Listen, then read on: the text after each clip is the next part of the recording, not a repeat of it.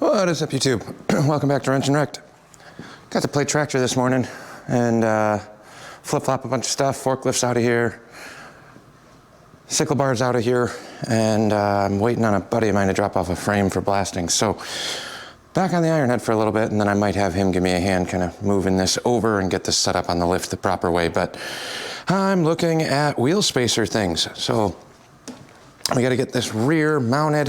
That rotor's got to come off too, so this is going to be a lot of on, off. But I don't want to try and wrestle this off of the lift and get it back up here by myself if I got a buddy coming without a good leverage point on the bars. There's no fork stops on here, so if I let this go, it keeps banging on the frame. Trying to avoid that part. But I want to at least get the spacers made for the rear wheels, so that's going to lock into where it needs to be. And basically, what do we got here? I have a small spacer in there already that goes in between the seal and the bearing on each side. So you can see that one there. And then honestly, this spacer right here is pretty much good in terms of trying to get this aligned. So I got the sprocket on the front, drive chain is on. I'm happy with this. I know it's not the straightest right now, like the left side's got to go forward a little bit, but we don't have axle tensioners. I just want to make sure we're at least in a good straight line looking down the chain. Technically, I don't know how well I can do this one-handed, but the wheel's gonna come this way. This spacer's good, but we need to make one for the other side. Set you guys down here real quick. So if I snug this over, that's the spacer bottomed out into the bearing, like that. And I have the spacer resting on top, but that's in between the frame and the inner spacer for the bearing itself, which puts me in a pretty good spot in terms of chain alignment. So this is the one we're gonna have to make. I'm gonna need about an inch or so, roughly. So let me see if I got a grinder up here, and then I got some axle stock. Yeah, I got a new one over here. So we'll cut that open, shave that down. I'll leave it a little long, and then we'll fire up the little lathe and finish getting that laid out. This is not the chain I'm gonna run. I don't like running these X chains or whatever. They're really big and there's not a lot of room. I like the cheapo regular chains on Sportsters. So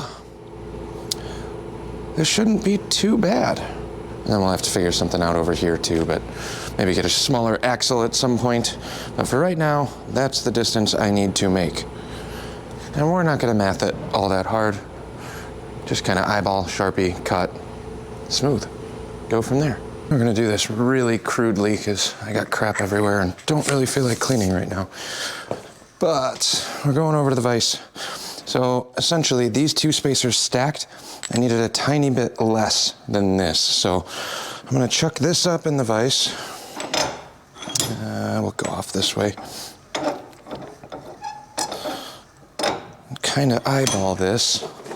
You could measure and do all of that, but we're not gonna, because I'm lazy. So these two, we need to go a little bit less than that. So if I can scribe a slight line somewhere on here just to get an eyeball, that's pretty much all we're gonna need, I think. And if we mess up, I got a couple of these axle stock spacer deals. And then we'll try and cut this as straight as we can, but we're gonna put it in the lathe anyway, so it doesn't matter all that much.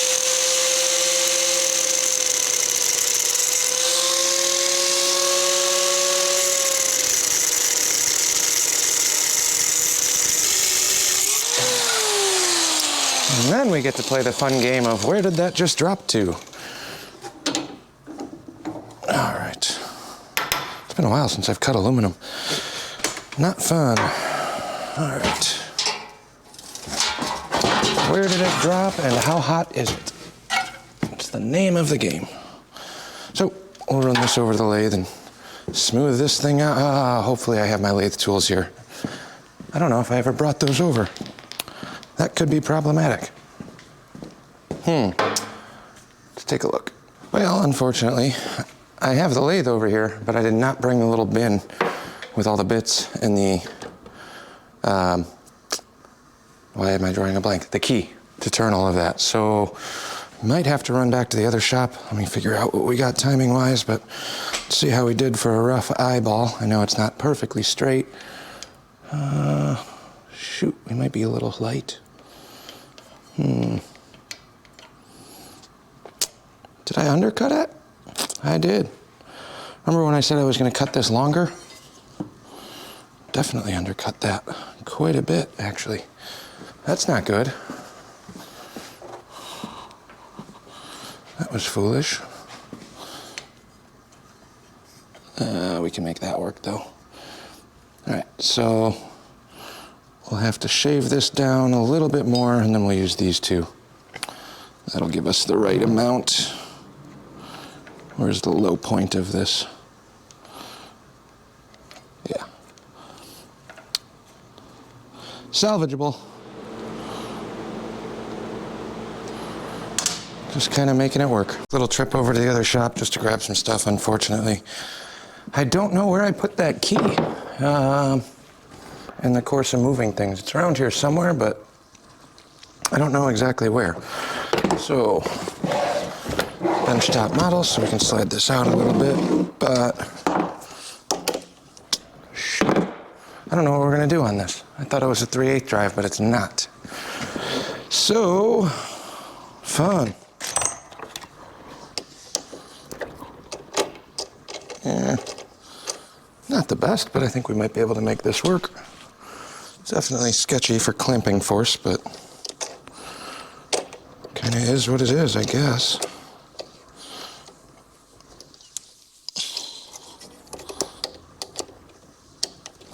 Grab a 5/16 wrench. Using a lathe bit as a guide. Not ideal, but I'll just need to grab some bar stock and make a new T for this, I think. Come on. Oh, is it gonna be safety on now?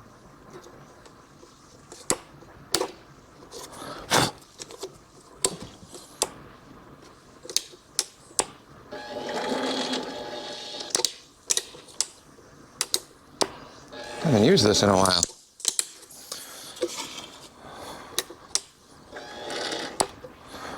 All right, well, let's see if we remember how to play lathe. Harbor Freight Special. So, where can I put you guys? You're not in my way. How's that? Stay?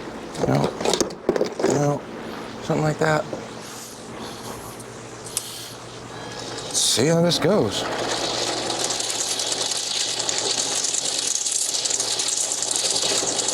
Really just trying to face this, so shouldn't have to take off too much. This bit's really dull. And this is boring, so cue time lapse.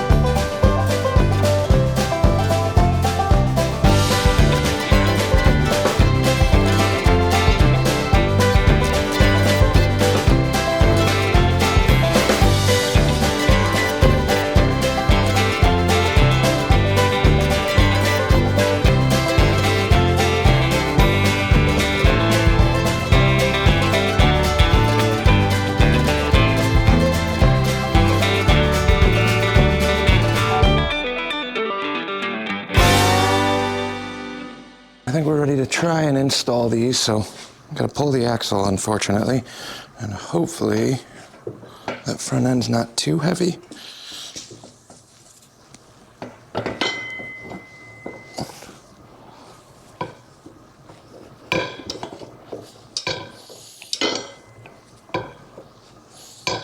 doesn't feel too tippy yet.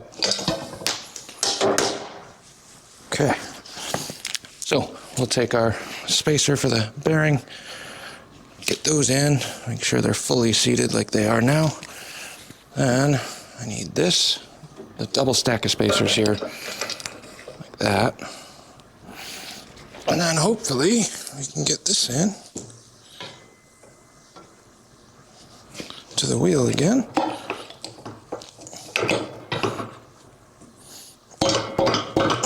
Come on.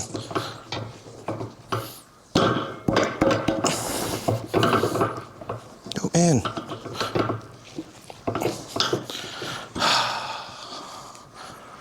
Hammer time. I don't know why that's fighting me going in. I'm through the spacers.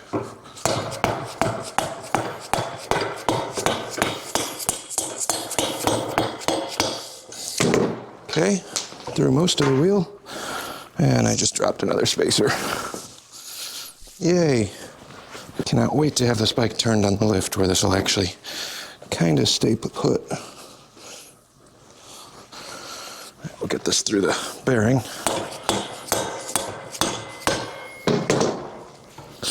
that. And what did we have here? We had 1 and 2, I think.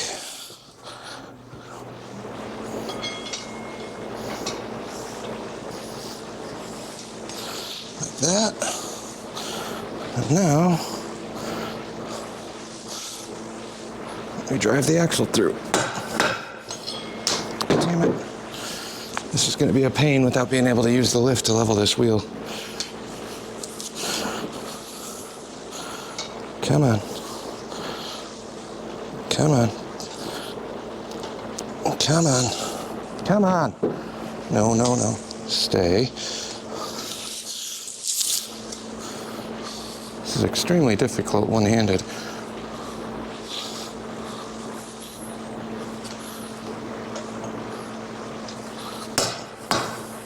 There we go.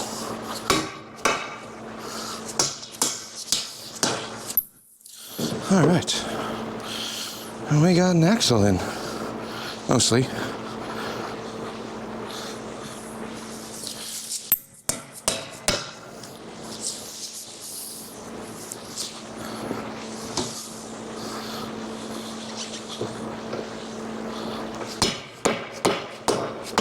Come on.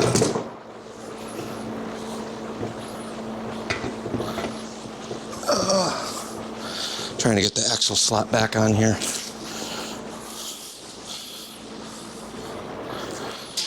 And how are we looking? Flush on the frame over here on the plate.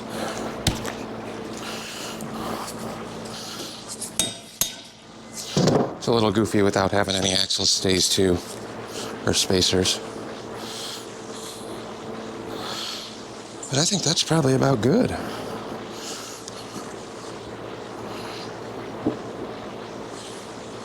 Yeah. Is that enough?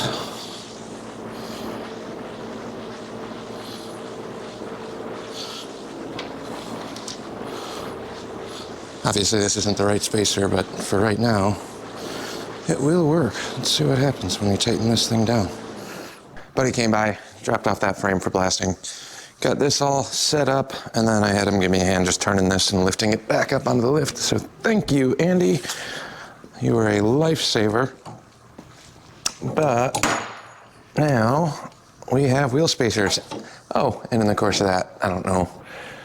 Still posting the video because I don't care. I can embarrass myself without hurting my own feelings, but I made the spacers. What did I forget? Brake caliper needs to go on here. So we at least have it mobile enough where everything's bolted in and done. Alignment is okay.